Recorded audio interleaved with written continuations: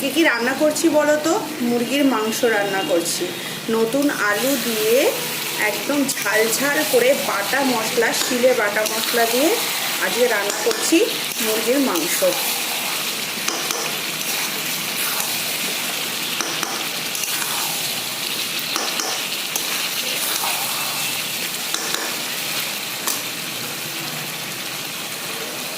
এই দেখো, এখানে আমি গরম জল করে নিয়েছি। এটা শিলে বাটা মশলার ধোয়া জল। এই জলটা গরম হয়ে গেছে। এবার এই জলটা, মাংসটা ভালো করে কষা হয়ে গেলে মাংসতে এটা ঢেলে দেবো জলটা।